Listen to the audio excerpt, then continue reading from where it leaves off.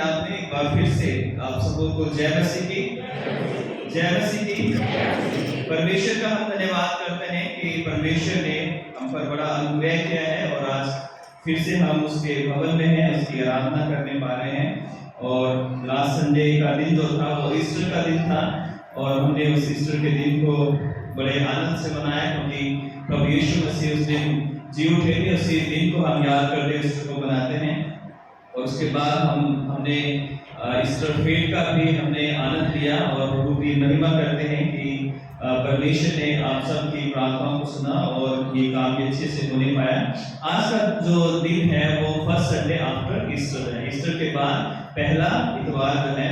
और आज का जो थीम है डिक्शनरी के अनुसार, joy and peace, power and new life are given through the resurrection of Jesus Christ. प्रभु यीशु मसीह के पुनरुत्थान के माध्यम से हमें आनंद, शांति, शक्ति और नया जीवन प्राप्त हुआ। प्रभु यीशु मसीह के पुनरुत्थान के द्वारा हम सभी को आनंद, शांति, सामर्थ और नया जीवन प्राप्त हुआ है। तो आइए हम वचन पर मनन करने से पहले प्रार्थना करें। प्यारे खुदा यीशु मसीह एक बार फिर से हम अपने देह प्राणात्मा को आपके हाथों में सौंपते हैं। हे पवित्र आत्मा, आ और हमसे बातचीत कर। हे पवित्र आत्मा, आइए और हमारी सहायता कीजिए ताकि हम आपके वचनों को सीखें, समझें, इन्हें अपने जीवन में ग्रहण करें और इन पर चल सकें। सबको आशीषित कर यीशु मसीह के नाम से मांगते हैं, आमीन। आज का जो वचन हिस्से हमारे सामने पढ़े गए हैं, बेतुल का 5वां अध्याय, भजन 118, प्रकाशित वाक्य 9 से 20 और यूहन्ना 20 से 13 है। तो आज के जो वचन के हिस्से हैं उसमें दो घटनाएं हैं। एक ईस्टर की शाम की घटना है और एक आज की यानी ईस्टर के बाद जो एक सप्ताह के बाद यानी 8वें दिन की जो घटना है। तो पहली घटना में प्रभु यीशु मसीह चेलों के बीच में आते हैं और आकर उनसे बातचीत करते हैं। खासकर एक शब्द बार बार प्रभु यीशु मसीह कहते हैं कि तुम्हें शांति मिले है। और 8 दिन के बाद यानी 8वें दिन जो है, थोमा जब प्रभु यीशु मसीह ईस्टर की शाम को चेलों को दिखाई दिए थे तो थोमा उनके साथ नहीं था। और थोमा को जब चेलों ने बताया कि हमने प्रभु को देखा है, हमने उसके कीलों को देखा है, हमने उसके पंजर को देखा है भाला लगा हुआ, तो थोमा ने कहा कि जब तक मैं खुद उसको देख न लूंगा तब तक मैं उस पर विश्वास नहीं करूंगा। और देखा है तभी प्रभु यीशु मसीह उनके बीच में आ गए और आकर जो है फिर से यही बात कही कि तुम्हें शांति मिले। और उसके बाद थोमा से को अपने हाथ दिखाए, अपना पंजर दिखाया और कहा कि अविश्वासी ना हो बल्कि विश्वासी हो। थोमा तभी प्रभु पर विश्वास किया उसने और कहा कि हे मेरे प्रभु, हे मेरे परमेश्वर है। प्रभु ने कहा कि तूने तो देखकर विश्वास किया, लेकिन धन्य वे लोग हैं जिन्होंने बिना देखे उस पर विश्वास किया। और फिर अंत में यूहन्ना कहता है, यूहन्ना जो सुसमाचार का लिखने वाला है, कहता है कि यीशु मसीह ने बहुत सारे काम किए जो इस पुस्तक में लिखे नहीं गए हैं, लेकिन ये इसलिए लिखे गए कि हम विश्वास करें कि यीशु ही परमेश्वर का पुत्र मसीह है और विश्वास करके उसके द्वारा अनंत जीवन को प्राप्त करेंगे। तो इसी हिस्से पर जो है जो वचन हमने पढ़े उनके ऊपर हम मनन करेंगे। हम देखते हैं कि जब प्रभु यीशु मसीह की मृत्यु हुई गुड फ्राइडे के दिन जो है, तो उसके बाद जो चेले थे वो बहुत दुखी और निराश थे। और मृत्यु जो है कभी भी होती है, आज भी अगर कहीं मृत्यु होती है घर में, परिवार में, रिश्तेदारी में, तो निराशा हमेशा आती है, दुख हमेशा आता है। चाहे कोई बुजुर्ग हो, चाहे कोई बच्चा हो, चाहे कोई जवान हो जाए, मृत्यु जो है हमेशा निराशा, आंसू और विलाप लेकर आती है। उसी तरह जब चेले जो प्रभु यीशु मसीह से इतने अच्छे से अटैच थे, 3.5 साल उसके साथ साथ रहते थे, हर बात को उसकी मानते थे, उसके साथ यात्राएं करते थे, पैदल चलते थे, नदियां पार करते थे, लोगों का सामना करते थे जब लोग उनको सताते थे। और आज जब वो ईस्टर के दिन की जब शाम को वो बैठे हैं तो बड़े दुखी, लाचार हैं, क्योंकि जब मरियम मगदलीनी ने उन्हें बताया था कि यीशु मसीह जी उठे हैं, पतरस और यूहन्ना गए, लेकिन अभी भी उन्हें ये विश्वास नहीं था कि क्या सच में यीशु मसीह जी उठे हैं। और इसी दुख में, इसी निराशा में चेले जो थे वो बड़े गंभीर होकर अपने आप को छिपाकर जो है एक घर में बैठे हुए थे, और वो इस डर में बैठे थे कि कहीं यहूदी लोग उन्हें भी प्रभु यीशु मसीह की तरह ही पकड़कर मार ना दें, या उन्हें भी जेल में न डाल दें, या उन्हें भी क्रूस पर चढ़ा ना दिया जाए। इसलिए वो छिपकर, डरे हुए, सहमे हुए, निराशा में, हताश और पूरी तरह उदास होकर जो है एक तरह से अपने आप को छिपाकर, अपने आप को समेट कर जो है वो लोग एक घर में छिपे हुए बैठे थे। और तभी प्रभु यीशु मसीह आते हैं और आकर उन्हें कहते हैं कि तुम्हें शांति मिले है। तो यहाँ पर हम देखते हैं कि इस हिस्से के द्वारा कुछ बातें जो है हम सीखने की कोशिश करेंगे। पहली बात जो मैं आपके सामने बांटना चाहता हूँ कि जब चेले दुखी निराश थे तो Jesus never abandoned his disciple when they were going through the valley of darkness। जब चेले मौत की या उस अंधकार की वादी से गुजर रहे थे तब प्रभु यीशु मसीह ने अपने चेलों को नहीं छोड़ा। जब वो निराश थे और मृत्यु का भय उनके ऊपर था, साफ लिखा है कि वो डर के मारे छिपकर बैठे हुए थे। और ऐसे में प्रभु यीशु मसीह के जो चेले थे वो एक समय जब आया था तो यीशु मसीह को भी वो छोड़कर चले गए थे, इसलिए कि उनकी जान बच जाए, उन्हें क्रूस पर या उन्हें जेल में ना डाला जाए। और ये चेले वो थे जो यीशु मसीह का इनकार करके उसे छोड़कर चले गए थे। केवल यूहन्ना क्रूस के समय प्रभु यीशु मसीह के पास था। पतरस ने जो है 3 बार प्रभु यीशु मसीह का इनकार कर दिया था, और चेले इस बात से दुखी थे कि वो यीशु मसीह की सहायता, अपने गुरु की सहायता नहीं कर पाए। वो इसलिए दुखी थे कि उनमें से कई लोग जो उसके साथ थे वो उसके बुरे वक्त में उसको छोड़कर चले गए, और अब वो जो बेचैन थे, वो दुखी थे, वो निराश थे, और उनको लग रहा था कि अब शायद जो है उनसे गलती हुई है, या जो डर उनके अंदर आया है, जो अविश्वास उनके अंदर आया है, इसकी भरपाई कभी शायद कोई नहीं कर पाएगा।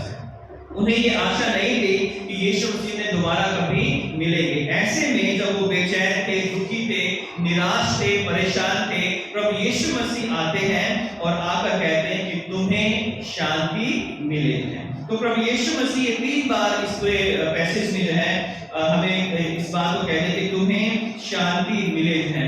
और ये जो समय था, जैसे मैंने बताया कि उनके लिए एक, जैसे दाऊद कहता है कि चाहे मैं घोर अंधकार से भरी हुई तराई में होकर चलूं तो भी ना डरूंगा। तो इस समय चेले जो थे वो अंधकार में थे और डरे भी हुए थे, है ना। बेशक दाऊद ने कहा कि मैं ना डरूंगा, लेकिन चेले जो थे वो डरे हुए थे और वो अंधकार की उस वादी से, मौत की उस वादी से गुजर रहे थे जहां पर उन्हें पता नहीं था कि अगले ही पल उनके साथ भी क्या हो जाए। और ऐसे में जो है वो एक जो परीक्षा उनके पास आई थी वो गिर गए, और बेशक वो परीक्षा में गिर गए थे, वो कमजोर थे, वो विश्वास में थोड़े जो है पक्के नहीं रहे थे, लेकिन उसके बावजूद भी उनकी एक खासियत थी कि वो यीशु मसीह के चेले थे, है ना। वो किसी इंसान के चेले नहीं थे, वो किसी दुनियावी किसी महाराजा राजा के चेले नहीं थे, बल्कि वो बेशक वो गिर गए, बेशक वो सहमे हुए थे, बेशक वो डरे हुए थे, लेकिन उनके लिए एक बड़ी अच्छी बात ये थी कि वो यीशु मसीह के चेले थे। और जो यीशु मसीह के चेले होते हैं उन्हें प्रभु यीशु मसीह कभी नहीं छोड़ते। ये उसका वायदा है कि मैं तुम्हें कभी नहीं छोड़ूंगा। बेशक चेले मुकर गए, बेशक चेले उसको छोड़कर चले गए और उन्होंने उस पर उसके साथ नहीं दिया, लेकिन यीशु मसीह ने उन पर भरोसा किया है। उनके पास आया, उनके बीच में आया, और उन्हें जो उनके मन में बेचैनी थी, निराशा थी, हताशा थी, उसमें आकर वो कहता है कि तुम्हें, सबसे पहले कहता है कि तुम्हें शांति मिले है। आज भी हम देखते हैं कि प्रभु यीशु मसीह उन लोगों को जो मौत की वादी से गुजर रहे हैं, तरह तरह की बीमारियों से, परेशानियों से, घरेलू समस्याओं से गुजर रहे हैं, और वो बेचैन है, निराश है, दुखी है, परेशान है, और उन्हें लगता है कि अब कभी सवेरा जो है नहीं होगा, अब कभी जो है इस, जैसे वो संध्या में थे, उस शाम में थे, तो उनको भी लग रहा था कभी अब ऐसी कोई रोशनी नहीं आएगी जो उनके जीवन को आनंदित कर देगी। और आज भी संसार में ऐसे बहुत सारे लोग हैं, कलीसियाओं में, परिवारों में हमारे बहुत सारे ऐसे लोग हैं जो अंधकार की वादियों से गुजरते हैं, और जब हम अंधकार की वादियों से गुजरते हैं तो हमें लगता है कि कोई हमारे साथ नहीं है। कई बार हम सोचते हैं कि परमेश्वर ने भी हमें छोड़ दिया है, कई बार हम सोचते हैं कि हमारे भाई बहनों ने, हमारे परिवारों ने, हमारे सगे संबंधियों ने हमें छोड़ दिया है। लेकिन याद रखें कि जब आप प्रभु प्रभु यीशु मसीह के चेले हो तो प्रभु यीशु मसीह आपको कभी नहीं छोड़ेगा। वचन में लिखा है, अगर हम नीति वचन में पढ़ते हैं, उसके 24वें अध्याय में पढ़ते हैं तो लिखा है कि धर्मी जन चाहे 7 बार भी गिरे तो भी परमेश्वर उसे उठाकर खड़ा करेगा। चेले बेशक जो है वो गिर गए थे, लेकिन आज वो समय था प्रभु यीशु मसीह फिर से उनके विश्वास को मजबूत करते हैं, दृढ़ करते हैं और अपनी शांति उन्हें प्रदान करते हैं। और वो कहते हैं कि तुम्हें शांति मिलेगी। अगर हम यूहन्ना 14:27 पढ़ते हैं तो वहां पे लिखा है कि मैं अपनी शांति तुम्हें देता हूं, जैसे संसार देता है मैं वैसे नहीं देता, परंतु मैं अपनी शांति तुम्हें देता हूं। तो वो शांति जो है प्रभु यीशु मसीह की हर एक उस व्यक्ति के लिए उपलब्ध है जो मौत की वादी से गुजर रहा है, निराश है, दुखी है, पीड़ा में है, बीमारी में है, परेशानी में है। प्रभु यीशु मसीह आज उनसे कहते हैं कि तुम्हें शांति मिले। और प्रभु ने अपने चेलों को तब भी नहीं छोड़ा जब उन्होंने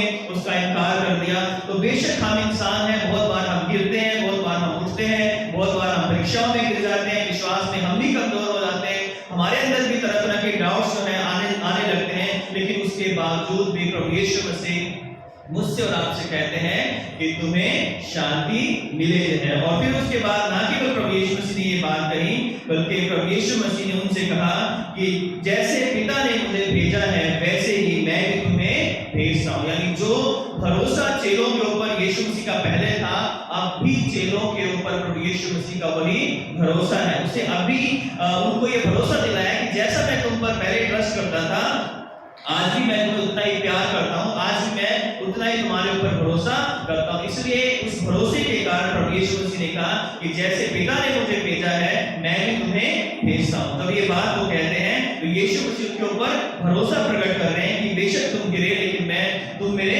चेले हो जाओ। उसके बाद यीशु मसीह ने कहा कि जिनके पाप तुम क्षमा करोगे उनके पाप क्षमा किए जाएंगे, और जिनके पाप तुम रखोगे उनके पाप जो है रखे जाएंगे। यानी एक और अधिकार उनके पास ऐड किया कि अब चेलों के पास वो सामर्थ्य, अगर कोई व्यक्ति जानबूझकर उनका इनकार करता है, प्रभु यीशु मसीह को नहीं मानता है और स्वीकार नहीं करता है, बार बार समझाने के बाद भी, तो वो कह सकते थे कि तुम्हारे पाप क्षमा नहीं होंगे। हालांकि पाप क्षमा करने का अधिकार केवल परमेश्वर को ही है, फाइनली जो है, लेकिन चेलों को भी ये अधिकार दिया गया। वो इस बात को दर्शाता है कि वो यीशु मसीह ने उन पर भरोसा किया, उनके ऊपर उन्हें अधिकार दिया, उन्हें सामर्थ दी और उन्हें अपने गवाह बनने के लिए संसार के अंदर भेज दिया। तो आज भी आप और मैं परमेश्वर के चुने हुए हैं। यदि आप दुखी हैं, निराश हैं, बीमारियां हैं, परेशानियां हैं, ये सब चलती रहेगी और इनसे हम अपने आप को अलग नहीं कर सकते। लेकिन याद रखें कि आप किसके चेले हैं, और जिसके आप चेले हैं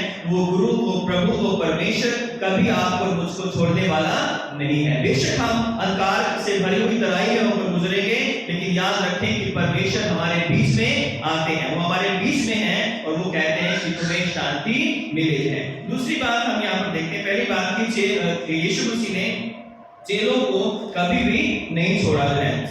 दूसरी बात है, Jesus never hated Thomas when he did not believe his resurrection but build up his faith again. प्रभु यीशु मसीह ने थोमा से कभी घृणा नहीं की कि उसने उस पर विश्वास नहीं किया, बल्कि उसके विश्वास को उसने दोबारा से बिल्ड किया है और उसके विश्वास को बिल्ड करके उसे जो है अपने चेला जो था, उसके जो वो प्रभु का चेला था, उस अधिकार को उसके जो ओहदा था उसको उसने बनाए रखा है। तो ईस्टर की संध्या पर जो है जब यीशु मसीह दिखाई दिए 10 चेलों को और अन्य लोगों को जो है, वहां पर हम देखते हैं कि थॉमस वहां पर नहीं था। और जब थोमा वहां पर नहीं था तो थोमा को जब बताया गया कि हमने प्रभु को देखा है, उसके हाथों की कीलें हमने देखी हैं, उसके पसली में जो भाला मारा है उस जख्म को हमने देखा है, तो थोमस ने जो है विश्वास नहीं किया जाए।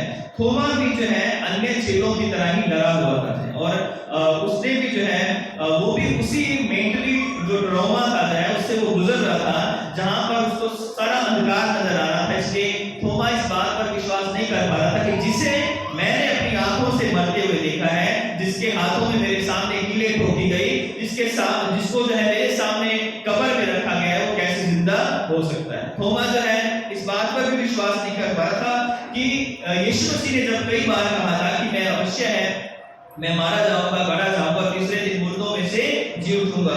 थोमा जो था, उसकी निराशा उसके ऊपर इतनी हावी थी, इतनी प्रभाव, और उस निराशा में था, उदासी में था कि वो यीशु मसीह के सब शब्दों के ऊपर भी विश्वास नहीं कर पा रहा था। और इसलिए जो है उसे पता था कि यीशु मसीह की कब्र के बाहर रोमी सैनिक बैठे हैं, यीशु मसीह की कब्र के बाहर एक बड़ा पत्थर लगाया गया है, वो कैसे जी उठ सकता है। यानी उसको ये विश्वास नहीं था कि यीशु मसीह दोबारा मुर्दों में से जिंदा हो सकता है। उसके लिए ये एक अविश्वसनीय या असंभव कार्य था। बेशक है थोमा की दृष्टि से पुनरुत्थान एक असंभव कार्य था, लेकिन परमेश्वर की दृष्टि से जो है असंभव जो पुनरुत्थान का काम था वो एक संभव काम था, और जो कोई नहीं कर सकता वो परमेश्वर अपने आप से कर सकता है, क्योंकि यीशु मसीह ने कहा था कि पुनरुत्थान और जीवन मैं ही हूं। तो जो यीशु मसीह की दृष्टि से पुनरुत्थान एक छोटी घटना है, लेकिन थोमा की दृष्टि से पुनरुत्थान एक अनहोना और एक असंभव कार्य था। इसलिए उस भय, निराशा और सताव में थोमा का हृदय भी विचलित था, वो भी दुखी था, निराश था कि ये कैसे संभव हो सकता है। और कई बार हम भी जब निराशा में होते हैं, कई बार हम मृत्यु का सामना करते हैं, कई बार हम परेशानियों का सामना करते हैं, तरह तरह की जीवन में हमारे संघर्ष चलते रहते हैं, घर में, जॉब की जगह, और तरह तरह के पारिवारिक समस्याएं कई बार चलती रहती हैं। तो हम भी परमेश्वर के उस नव जीवन को, परमेश्वर के उस पुनरुत्थान को कई बार हम विश्वास नहीं कर पाते। हम भी शक करने लग जाते हैं कि क्या परमेश्वर हमारे लिए ये कर सकता है, क्या परमेश्वर हमारे साथ है, क्या परमेश्वर हमारी इस प्रार्थना को सुन सकता है, क्या परमेश्वर मुझे चंगा कर सकता है, क्या ये मेरा काम जितने सालों से नहीं हुआ ये अब हो सकता है, क्या ये मेरा बिजनेस जो फेल हो रहा है क्या ये दोबारा से उठ सकता है, क्या मेरे घर में, परिवार में, मेरे बच्चों में जो आशीष नहीं है क्या वो दोबारा से आशीष आ सकती हैं। और इस कारण कई बार बहुत सारे परिवार, बहुत सारे लोग जो हैं वो परमेश्वर पर भरोसा नहीं कर पाते। ऐसे में अगर हम परमेश्वर की बात करें, प्रभु यीशु मसीह की बात करें, तो उसके पास ये अवसर था कि थोमा को कहे कि थोमा ये मेरे 10 चेले हैं, तू मेरा चेला नहीं है, क्योंकि तूने मुझ पर विश्वास नहीं किया। मैंने तो कितनी बार तुझे बताया और मेरे बाकी चेलों ने तुझे गवाही दी है, लेकिन फिर भी तू विश्वास नहीं कर रहा, इसलिए मैं तुझसे प्रेम नहीं करूंगा, मैं तुझे अपना चेला नहीं आगे को बनाऊंगा, तू इनसे अलग हो जा। शायद कोई संसारी गुरु होता तो वो यही करता है, लेकिन प्रभु यीशु मसीह ने थोमा से घृणा नहीं की, परंतु थोमा से प्रेम किया है। और सबसे पहले थोमा के पास आकर भी जब बाकी चेले भी थे, प्रभु यीशु मसीह ने एक ही बात कही, तुम्हें शांति मिले थे, क्योंकि सबसे ज्यादा उस समय चेलों को जो जरूरत थी वो मन की शांति थी। और थोमा भी जो विचलित था, अविश्वासी था और बेचैन था, वो सोच रहा था कि ये कैसे हो सकता है। प्रभु यीशु मसीह ने सबसे पहले आकर जो है उसे शांति दी है और कहा कि तुम्हें शांति मिले। आज भी जब हम बहुत बेचैन होते हैं, बहुत परेशान होते हैं, बहुत बार धोखे खाते हैं, बहुत बार ठोकरे खाते हैं, बहुत बार लोग अपमानित करते हैं, बहुत बार लोग जो है हमारी निंदा करते हैं, बहुत बार लोग हमें बदनाम करते हैं, ऐसे में जब हम टूट जाते हैं, विश्वासी हो जाते हैं, जब हम प्रभु के चरणों में आते हैं तो प्रभु सबसे पहला काम जो हमारे जीवन में करता है वो हमें अपनी शांति प्रदान करता है। कहता है कि मेरी शांति लो। तो प्रभु यीशु मसीह की जो शांति है वो संसार की शांति जैसी नहीं है। कई बार संसार में तो लोग जो है मुंह पे तो बड़ी अच्छी अच्छी बातें करते हैं और कहते हैं कि आप जैसा कोई भी नहीं है, आप तो कितने अच्छे हो, आप तो कितने प्यारे हो, है ना, आपने तो ये कर दिया, आपने तो वो कर दिया, और जैसा ही आदमी ने वो पलटा, इस जैसा बेकार आदमी मैंने आज तक नहीं देखा, है ना। संसार में लोग मुंह पर कुछ हैं और पीठ पीछे कुछ है। संसार में लोग मुंह पर प्रशंसा करेंगे लेकिन पीठ पीछे आपकी सबसे ज्यादा बुराई करेंगे, और जो सबसे ज्यादा आपके करीबी होंगे, सबसे ज्यादा जड़ें काटने में वही सबसे पहले आपके साथ खड़े होंगे, या आपकी जड़ें वही काटेंगे जो सबसे आपके प्यारे हैं। जहां विश्वास होता है वहीं पर विश्वासघात भी होता है, जहां पे विश्वास नहीं होता है वहां पे विश्वासघात की कोई बात नहीं होती है। इसलिए जो है प्रभु यीशु मसीह ने अपने चेले से प्यार किया, उसके विश्वास को दृढ़ किया और उससे कहा कि देख, आकर देख, मेरे हाथों को देख ले और मेरे पंजर को देख ले और अविश्वासी नहीं परंतु विश्वासी हो जाए। यानी यहाँ पर प्रभु यीशु मसीह उसके विश्वास को दोबारा से बिल्ड कर रहे हैं, उसके विश्वास को दोबारा से बना रहे हैं, मजबूत कर रहे हैं। और वहां पर उस प्रभु यीशु मसीह के मन में उसके प्रति घृणा नहीं है बल्कि उसके प्रति प्रेम है। तो यहाँ पर हम इस बात को देखते हैं कि प्रभु यीशु मसीह ने थॉमस से घृणा नहीं की परंतु उससे प्रेम किया, उसके विश्वास को दोबारा से बना दिया। तीसरी बात हम यहाँ पर देखते हैं कि जब प्रभु यीशु मसीह उनके बीच में प्रकट हुए और बार-बार उनको दिखाई दिए तो disciples received joy, peace, power and new life through the resurrection of Jesus Christ। जो चेले थे उन्होंने यीशु मसीह के बार-बार प्रकटीकरण होने के कारण जो है बार-बार उनके बीच में आने के कारण चेलों ने प्रभु यीशु मसीह में नया जीवन, शांति, आनंद और जो सामर्थ है उसको प्राप्त किया है। जब चेले निराश थे, दुखी थे, पुनरुत्थान की कोई उनको उम्मीद नहीं थी, ऐसे में प्रभु यीशु मसीह बार-बार आकर उनके बीच में आते हैं। और यीशु मसीह स्पेशली चेलों के बीच में क्यों बार-बार आते हैं? हालांकि एक दो जगह और अन्य लोगों को भी वो दिखाई दिए, लेकिन मैक्सिमम टाइम हम देखते हैं कि प्रभु यीशु मसीह जब भी दिखाई दिए पुनरुत्थान के बाद अपने चेलों को ही दिखाई दिए। तो चेलों को क्यों दिखाई दिए? क्योंकि चेले वो लोग थे जो यीशु मसीह के चुने हुए लोग थे। चेले वो लोग थे जो कि प्रभु यीशु मसीह की शिक्षाओं को, प्रभु यीशु मसीह की आज्ञाओं को, उसके क्रूसिफिक्शन को जो है, उसके रिजरेक्शन को जो है लोगों तक पहुंचाने वाले थे। इसलिए प्रभु यीशु मसीह का उस समय मेन फोकस अपने चेलों के ऊपर था। अगर चेले उस समय बिखर जाते तो क्रिश्चियनिटी भी आज नहीं होती। अगर चेले जो है उस समय टूट जाते हैं, उस निराशा में गिर कर जो है वो अपने अपने रास्तों पर चले जाते तो आज मैं और आप यहाँ पर नहीं होते। क्योंकि जब थोमा जिसके विश्वास को दोबारा से बनाया गया था वही थोमा भारत के अंदर आया, आकर जो है उसने सबसे पहले इंडिया के अंदर जो है प्रभु यीशु मसीह का सुसमाचार सुनाया गया। और कहते हैं कि थोमा जो था वो शुरू की जो पहली सदी थी उसके 50वीं जो सन था उसके अंदर जो है वो केरला के अंदर आया है और आकर उसने प्रचार किया। कुछ इतिहासकार कहते हैं कि वो नॉर्थ इंडिया में भी आया, लेकिन मैक्सिमम जो लोग कहते हैं कि वो केरला के अंदर आया और प्रभु यीशु मसीह के लिए उसने केरला में जो अपनी जान को भी दे दिया। तो इस तरह से चेले वो लोग थे जो यीशु मसीह के मिशन को आगे बढ़ाने वाले थे। अब यीशु मसीह शरीर में होकर लोगों के साथ नहीं रहेंगे, लोगों के पास नहीं जाएंगे, लोगों पर हाथ नहीं रखेंगे, लोगों को सांत्वना नहीं देंगे। लेकिन अब जो सांत्वना देने का काम था वो सुसमाचार था जो यीशु मसीह ने अपने मुंह से बोला था। और वो चेले थे जो उस सुसमाचार के माध्यम से यीशु मसीह के हाथ बन जाएंगे। अब चेलों के हाथ यीशु मसीह के हाथ थे, अब चेलों के पांव यीशु मसीह के पांव थे। अब चेलों का हृदय जो था, जो आत्मा से सुसमाचार से भरा हुआ था, अब वो यीशु मसीह का हृदय बन गया।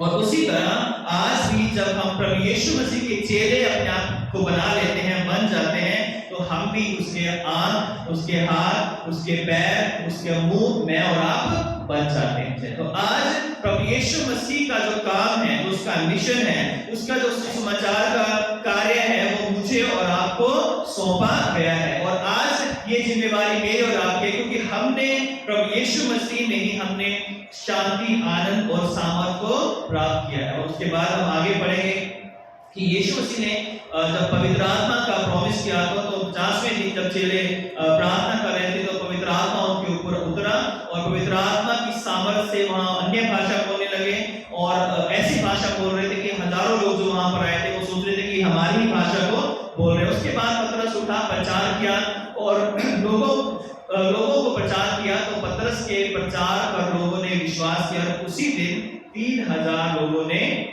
बपतिस्मा लिया गया। और उन 3000 लोगों से आगे हजारों लोगों ने प्रभु यीशु मसीह के सुसमाचार को सुना है। तो आज मैंने और आपने भी जो है प्रभु यीशु मसीह में शांति, सामर्थ और उसके आनंद को पाया है। और इसलिए जो है मैं और आप जो है आज प्रभु यीशु मसीह के चेले हैं और प्रभु यीशु मसीह के चेले होने के नाते जो है आज प्रभु यीशु मसीह मुझे और आपको इस संसार में उसने हमें भेजा है, नफरत फैलाने के लिए नहीं परंतु शांति की बात करने के लिए कि तुम्हें शांति मिले।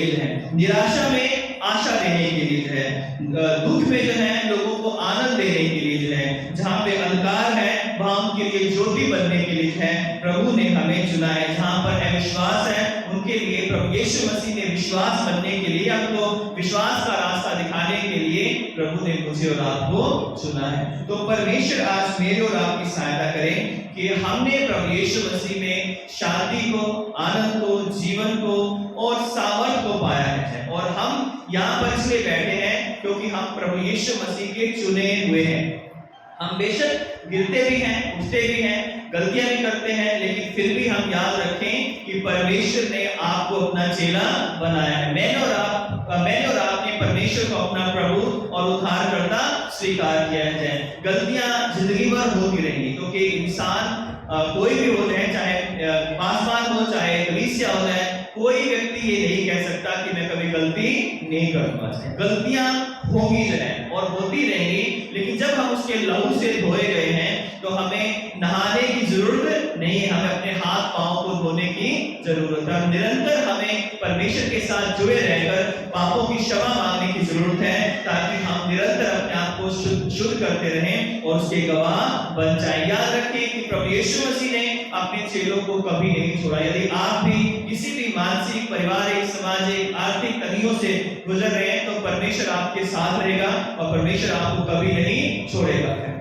कई बार जब हम परीक्षा में गिरते हैं थोमा की तरह, तो प्रभु यीशु मसीह हमें कभी भी अपने से अलग नहीं करेगा। चाहे वो हमारे विश्वास को बार बार बनाने के लिए हमारे पास आता है, चाहे वो किसी भी व्यक्ति के माध्यम से या वचन के माध्यम से हमसे बात करें, परमेश्वर हमसे बात करकर हमारे विश्वास को दोबारा बनाता है। उसने हमें नया जीवन, शांति और आनंद दिया है। इस नए जीवन में, इस नए आनंद में, सामर्थ में होकर हमें लोगों तक प्रभु यीशु मसीह के इस आनंद को पहुंचाना है। और जब हम लोगों तक परमेश्वर के आनंद को पहुंचाएंगे तो आपका नाम स्वर्ग की पुस्तक में लिखा जाएगा। क्योंकि लिखा है कि एक व्यक्ति यदि किसी पापी को फेर लाता है और वो पापी पश्चाताप करके परमेश्वर के पास लौट कर आता है, तो स्वर्ग में उसके लिए क्या होता है? स्वर्ग में उसके लिए आनंद मनाया जाता है, खुशियां मनाई जाती हैं। तो आप वो व्यक्ति हो सकते हैं कि आप किसी व्यक्ति को प्रभु में लेकर आए और आपके कारण स्वर्ग में खुशियां मनाई जाए। आप स्वर्ग को ये मौका दे सकते हैं कि वहां पर जो है पृथ्वी पर उद्धार को देखकर, किसी व्यक्ति के पश्चाताप को देखकर, किसी व्यक्ति की मुक्ति को देखकर, जो आपके माध्यम से हो रही है, उसको देखकर स्वर्ग को आप मौका दे सकते हैं कि वो पृथ्वी पर देखकर परमेश्वर की महिमा करने पाए। तो आज मेरे और आपके पास भी ये मौका है कि जो आनंद, जो सामर्थ, जो शक्ति प्रभु ने हमें दी है, प्रभु ने हमें चुना है, उसने हमें अपने चेले बनाया है, तो हम अपने आप को छोड़ा हुआ, त्यागा हुआ, निराशा में ना पाए, क्योंकि परमेश्वर कभी अपने लोगों को छोड़ता नहीं है और आपसे वो प्रेम करता है।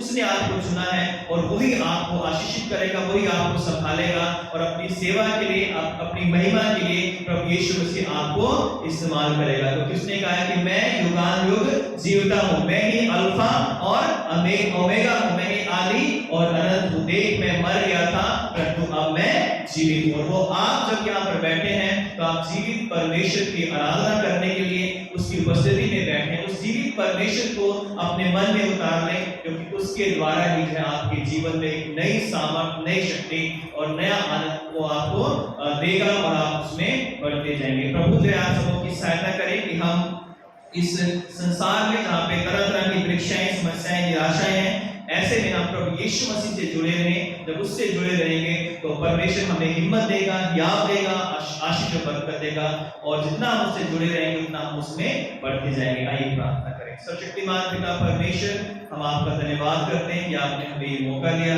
कि हम आपके वचन को पढ़ें, सुने, समझे और इस पर चल सकें। प्रभु होने दें कि हम इसे केवल बोलने वाले या सुनने वाले ना हो, बल्कि इस पर चलने वाले हो। सबको आप आशीष और बरकत दीजिए और इस वचन को समझने, सीखने और इस पर चलने की सामर्थ दीजिए। यीशु क्रिस्त के सामर्थ्य नाम से मांगते हैं, आमीन। आप सबों को जय मसीह की।